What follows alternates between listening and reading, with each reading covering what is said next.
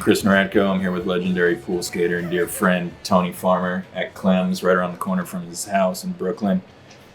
My living room. Yep, for the Skate Jawn interview. All right. 55 years old, huh? Yes. You're fucking old. Dude. And yet, you look so young. What's the secret? Pearl cream? Cold water. Retards the aging process. I don't think you could say that anymore. No, that's a proper use of the word. Is that right? Yeah, you look it up. If you were to, ask the 17-year-old or 25-year-old you, there's no way you think I'm still going to be doing it at 55. No fucking way. And it's more fun than ever. I'm aware that I'm not going to be able to keep doing it for much longer. I have these two little boys. No, wait. Actually, it's 4 now. Who are, vaguely aware that I'm decent at skateboarding. And I just look back on all the things that have been documented of me, and I've been, really lucky. Like, I've been in the mag. I've been in P-Stone videos or in Bud and Rick's videos, but I always think like the best moments that I remember of skating like that perfect lean to tail at this fucking pool and this or that, like none of the best things I've ever done and still were ever captured. And I don't feel like anything that that's been put out there of me was something that I really tried to make. And so I thought, all right, let's try and make something while I can still kind of do it. And then, because more and more, obviously, with my children, you end up talking to like lay people, and they're flabbergasted. I call them civilians. Like you're a skateboarder, like you're still a skateboarder. You still skateboard now. Oh, I'd love to see something, and then I'm always kind of like, I don't really have that like just the link where I can go, here, watch this, yeah. And then they'll go, oh fuck, I get it. And so that was kind of part of the impetus to this. And I did kind of go into it thinking, I don't know, not to talk too much about Led Zeppelin, but as a kind of a swan song thing, like, okay, this will be, and then I can just, but I've come out of it just wanting more. Hell, man, I immediately made the list of everything I didn't get, and I want to go do it. Was it difficult for you being someone that really historically didn't give a shit if it got captured to go out and be purposeful in the skating? Yeah, dude, it was weird. Yeah. It was uncomfortable. I don't like it. I hate when people bring the camera out. I fucking freeze. hate it. I was like, I'm not going to land it. I'm not going to land anything today if you pull that out. Because I went into it knowing that that's what I was doing, I think I was able to embrace it and go with it. And I was really lucky, I think timing-wise, that I had Elias, someone to do it with that was so encouraging. And I had this little crew of cats. We filmed it all, essentially the whole thing out on Long Island, other than a couple clips in Jersey. They really embraced it, like these kids that were, hell-bent, finding pools, draining pools. And we all it was all kind of a laugh, like, okay, I gotta put on the flashy shirt now, and like, everybody get out of the way, I'm gonna bail this 100 times before I make it. Dude, I'm not that good. I'm just not. No, I know. Right? It's like, and everyone knows it. And yet, also, like, I get why people fucking fan out to a degree. Mm-hmm. Like, every once in a while I'll see a clip of me and I'll think, well, you can't do it any better than that. Yeah. Even if it's just a fucking slash grind or a carve or pinballing around, and you can take Tony Hawk to this thing. Hi, Tony. And like, he's not going to get that line. He's just not going to. You've seen some shit in your 60 years of life. I'm damn near 60. Personal memories, or just skateboarding as a whole. Like, what are your fondest memories of skateboarding?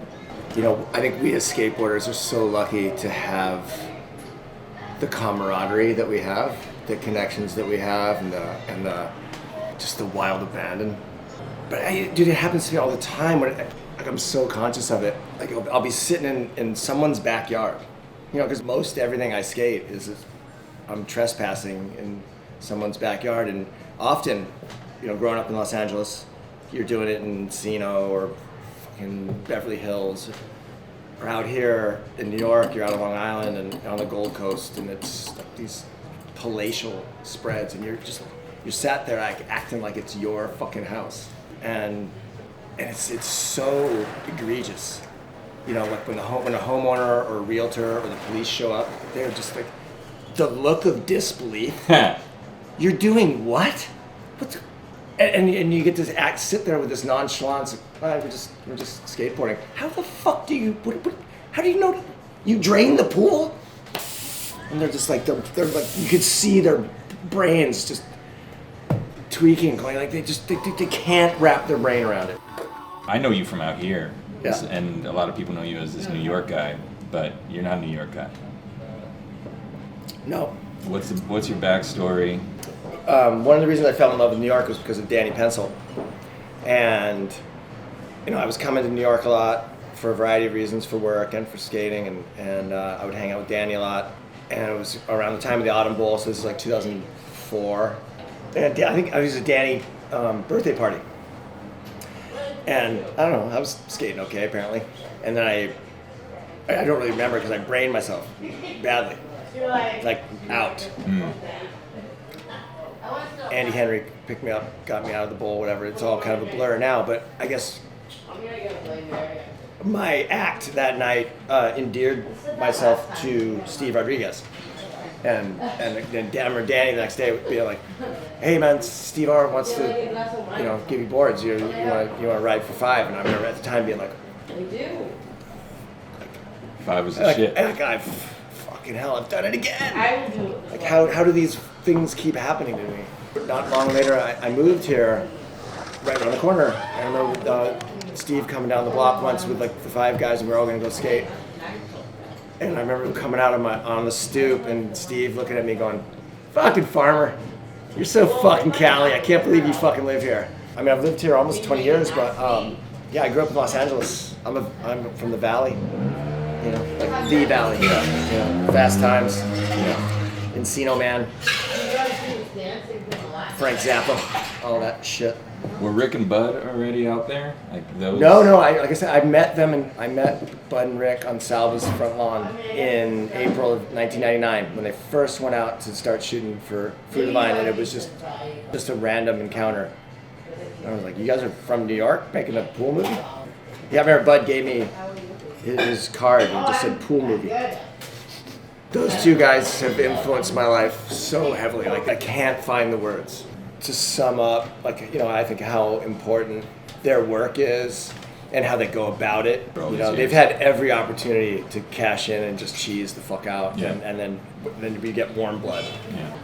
Also, like when Fruit of the Vine came out, we really connected, and we spent a lot of time together. They came back out and they filmed loads of stuff, and I kind of became sort of their point guy for skating for getting into filming shit in pools. And I knew they were putting this film together, and I told them I don't want to see it.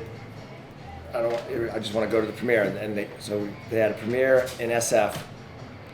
But I think this probably played into my being Jake banning me from Thrasher, in that. So I'm sitting there watching it. It's going along, and Jake and Julian and that whole fucking crowd are over there, and I'm over here with my fucking nerd friends, and then all of a sudden comes up on the screen, the Bay Area, Tony Farmer. I remember just going, "You assholes! Fuck!" Because, to Jake and that gang, I was just like this SoCal fucking surf Barney. Yeah. And now, I'm going to represent the, SF. And that's what got you banned? No, it's a bunch of things. I don't know. I'll never know. So it came out on Crail Tap, right, on one of his, top, 5s. One of his 5s things, like out of the blue. What was it? Top 5 band from the mag. Benji Galloway, Billy Pepper, Tony Farmer, Choppy Omega. Benji Galloway. Choppy Omega is Jersey finest. Choppy Omega for life. Whom I'm missing? Frank Arana. There they go. Those 5. I remember just being like You made it. You made the cover of the internet. The editor of the Bible Yeah. is thinking about me. Yeah. Like, that is what? I'm fucking nobody. This frustrates me so badly. Schmitty, he has a video somewhere of Jake explaining it. He's never seen it. He claims he can't find it. And the only thing he ever told me was that, it's weird. In the end, he kind of ends up like paying you respect in a weird way. I'm like, okay, I'm fine with that. Yeah. Anyway, how well do you know Pat Smith? Him and I go way back. Yeah? Yeah. There's people that might not know what CODA is. So first off, I don't. Yeah. So come on. What is it? What is it? And why is it so special? So like I explained earlier, in somewhere like 2005, I got hooked up with Fibro, and I moved to New York in 2006, and I immediately ran into Pat Smith, and he was like, dude, you should write for CODA.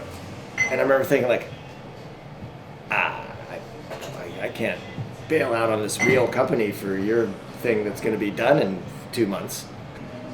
But what ended up happening is I ended up always skating with the CODA guys at the time. Jerry Mraz, Connor Fay, fucking Lurker Lou, Man Cub, Mike, whatever.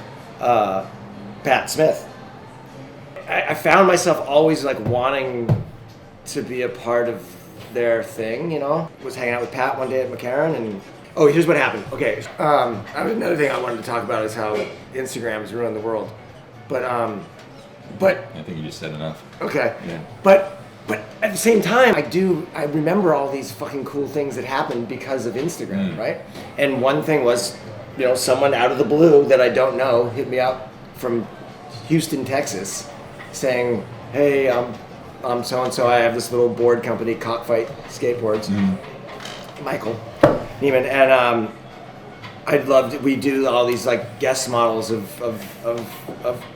cool people that we like, and I would love to do a model." And I was kind of like, that's absurd. So I ran into Pat, and I said, I have a Karen. I said, this guy's asked me to do a fucking model. Is that stupid? And he just looked right at me. He's like, yeah, you should do one, but you need to do one with CODA too. And and that wasn't that long ago, man. And Pat and I, our relationship has grown so much since then. And I've, especially with this recent project, like Jake Keenan is my new fucking best friend in the fucking world. I mean, it's like he's running the marathon tomorrow. Summer's always on my tracks. Are we running out of tape? No. Circles and rings, dragons and kings, weaving a charm and a spell. You are Here we go. a fan of everyone around the globe's least favorite Black Sabbath singer. It's so wrong. See the sun, and it tears away to face you as you run, you run. Ronnie James Dio. Ronnie James Dio. I love him so much. But dude, have they taken it off? I can't find the whole thing online. I have the whole interview. So what happened? Dude, it is fucking magic. But what happened with that interview was, fuck, dude. I went into it drunk. Always. But I like diver down a little bit, but like solo, Rainbow. What about Rainbow? Shit, Rainbow's fucking Man on the Silver Mountain. But like his time in Black Sabbath is shit. Dude, Heaven and Hell is one of the great fucking rock and roll records. No, that's totally wrong. But what I'm saying is, I went into the interview. Neon Nights. I'm in the waiting room. Tony Iommi is fucking some of his fucking best guitar. Go on. I'm in the the lounge waiting to interview him. And I got like my Big Brother style questions already, and they're just stupid. They're just dumb, and because I don't know anything about them. And then there's these two metal heads behind me from like Metal Edge. Yes. And they're like, talking to me like, yeah, I can't believe that guy, asked those questions. And I was like, what are you guys talking about? And they're like, yeah, like this is our third time interviewing Dio, and like there's just certain things you don't ask him about. I was like, oh yeah, like what? And he's like, dude, well, you never ever mention Ozzy. And I was like, and they're like, don't mention his height. How tall are you? Pretty short, huh? No, I'm actually 7'9". You look so I short. can't believe that you didn't realize that. And those were the only things that I went in there with. And What'd you call him, Robbie? Rodney. How old are you anyway, Rodney? Ronnie. Ronnie? Yeah. Well, you're really fucking stepping your foot in this one, aren't you, mate? You know, and he's like, you want to start something? I just stood up and I towered over him. And I was like, you should sit the fuck down because I will fucking level you. And then he just screamed security. And so that's when all hell broke loose. And I don't know if this was in the documentary, but like Rick Cossack got tackled and they took his camera. And I grabbed Spike Jones because I knew his had the audio. His was the camera with the audio. And I pulled him into a fucking liquor closet. And I was like, give me the tape. He's like, what? I was like, give me the fucking tape. And so he gives me the tape. I was like, put a fake tape in there. He's like, what? I was like, put a fucking fake tape in there. He puts a blank tape in there. And I hear all the commotion outside. I open the door and I push Spike in their direction and I go the other direction. They tackle Spike. And dude, I was on drugs, wasted, chain smoking, and I ran the mile faster than anyone has ever run a 20-minute mile. You were at the House of Blues on Sunset? Yeah. I love him so fucking much. That's where we differ. But where we align is Stephen, Patrick, Francis Morrison.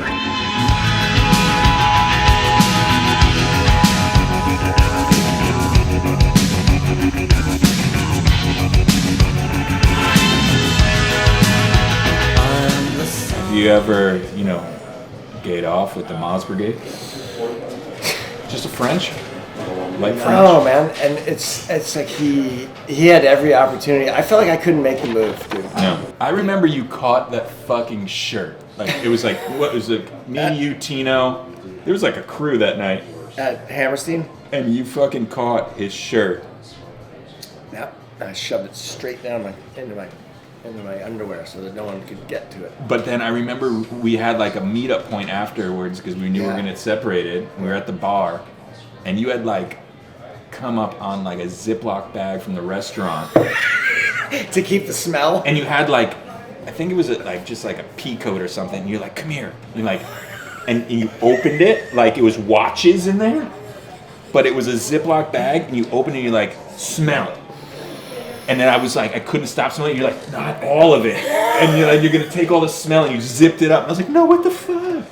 And it was like musk and church incense. Yep. And like, that shot to be like 10, 12 years ago. Yeah, probably 13 years ago, yeah. And I still remember that smell.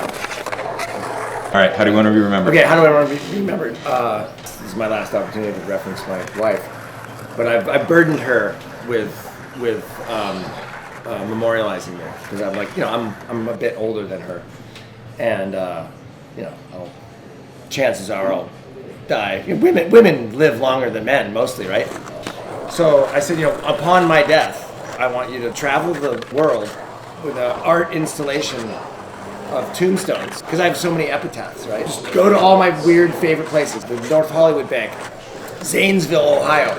And go around all the, everywhere, and put up these tombstones commemorating me with all the fucking stupid things that I like to say. Like, what's a good drink?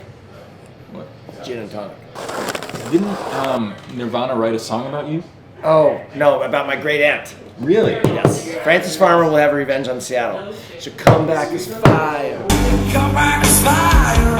Burn all the liars. They gon' bring it alive. But who was your great aunt that they would make a song about her? Frances Farmer. Look it up. She was an actress in the 40s, and she was come on, get in, come on. When she was arrested on parole violations and was asked what her occupation was, she told the police, cocksucker. And Kurt Cobain was fucking obsessed with her. She was kind of a foul-mouthed person, and she hated the whole Hollywood scene, and she expressed her hatred for them. Some people think their daughter was named after her, who is now marrying Riley Hawk, who will be wearing a suit made by my tailor, who made the suit that I was married in. So I think that covers everything. I consider 12 hours, which I've done before. I've sat right here for 12 hours. I have done it. Back when the Guinness was shite. But so thank you. I love it.